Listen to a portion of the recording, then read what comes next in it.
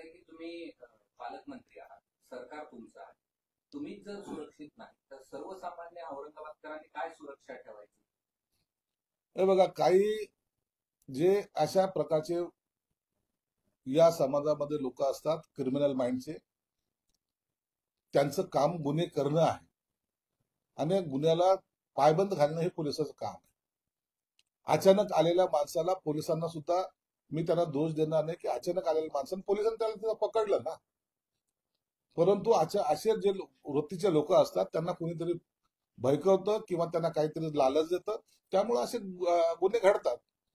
आम्हाला कधीही मला अनेक वेळेला असे धमक्या आल्यात, मी कधी प्रेसच्या समोर आलो नाही, मी कधी कुणा पुढे वाच्यता केली नाही. हे येतात आता धमक्या, हे नाही वगैरे वगैरे, परंतु घरापर्यंत येऊन असं करणं हे मला वाटतं त्याचा हेतू काहीतरी वेगळा असावा, हे निश्चित आहे. असं आहे की त्याला माहित आहे, त्या गुन्हेगार आहे, त्याला पोलीस काय आहे माहित आहे. तुमच्या घरी तुम्ही पालकमंत्री आहात, तुमच्याकडे पोलिसाचा बंदोबस्त असतो हे पण माहित आहे, तरी देखील तो तेवढी डेअरिंग करतो. माझा प्रश्न असा आहे की मग तुमच्याकडे येण्याची डेअरिंग करतो तर सामान्य लोकांचं काय होत असेल? निश्चितच याची आपण सर्वांनी दखल घेतलीच पाहिजे. अहो, त्याला क्रांचक पोलीस स्टेशनला घेऊन गेले तर त्या पोलिसाला म्हणलं तू 13वी नंबर आहे का, म्हणजे काय? ज्यांनी चापट मारली तो म्हणतो इससे डबल बदला मैं तुमसे लूंगा, आणि बिंदास, काही त्याला काही वाटत नव्हतं. अशा प्रकारचं तो पोलिसाशी आरेरावी करत असेल तर कदाचित मग अशा लोकांना खऱ्या अर्थानं समज आपली जबर दाखवणं हे पोलिसाचं काम आहे. तुम्ही क्राईमच्या मीटिंग घेतल्या, तुम्ही पोलिसांना सूचना दिल्या, सगळं केलं, पण शेवटी तुमच्यापर्यंत पोहोचलंय सगळं.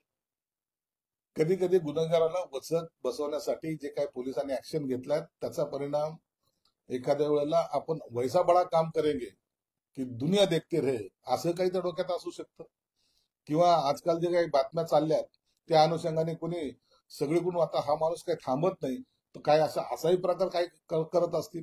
परंतु जोपर्यंत सत्यता समोर येत नाही तोपर्यंत मी कुणावर आरोप करणार नाही, भाष्य करणार नाही.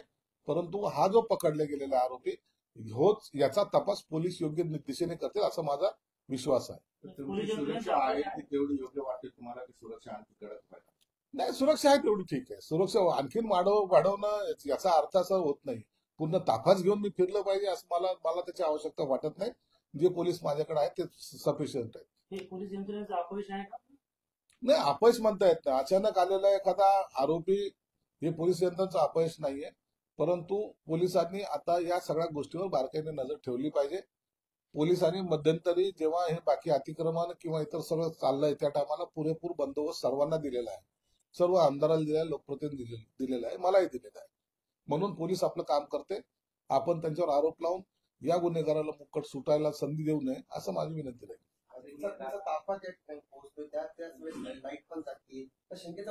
शंकेचं तर निश्चित आहे ना. मी गाडीतून उतरतो आणि लाईट जाते. मी सगळ्यांना आता सांगितलं का आपलं तो काय डीव्हीआरचं काय म्हणतात ते पहा कुठे येते. म्हणजे सर त्या टायमाला लाईट गेली होती आणि जनरेटर चालू व्हायला 1 मिनिटाचा कालावधी लागतो. त्याच्यानंतर ते कॅमेरे जे सीसीटीव्ही लावलेले आहेत ते कॅमेरा चालू व्हायला आणखीन 1-2 मिनिटं लागतात. म्हणून तेवढ्याच कालावधीमध्ये जर माझ्याकडे जनरेटर नसतं तर कदाचित आणखीन दुसरा प्रकार, अनुचित प्रकार घडला असता. हे नाकारता येत नाही. आपण जनरल पाहतो. मी आता त्या गोष्टीकडे एवढं सिरियसली पाहिलेलंच नाही. मी त्या माणसाला, तो जो कोणी आला होता त्याला एखादा पिलेला फक्त असं असेल एखादा म्हणून त्याच्याकडे त्या दृष्टीने पाहिलं, त्याला तो खुनी आहे या अँगलने मी त्याच्याकडे पाहिलं सुद्धा नाही. रात्री सगळा प्रकार आणि पोलीस सकाळी पंचनामा? नाही, सकाळी नाही, रात्री त्यांनी आले, त्यांना अटक केली, माझ्या व्हॅनमध्येच अटक केली होती. आता ते पोलिसांचं काम आहे. आता पोलीस कसं पंचनामा करत होते, काय करत होते त्याच्याबद्दलची मला कल्पना नाही. पण रात्री मेडिकलला घेऊन गेले एवढीच मला माहिती होती.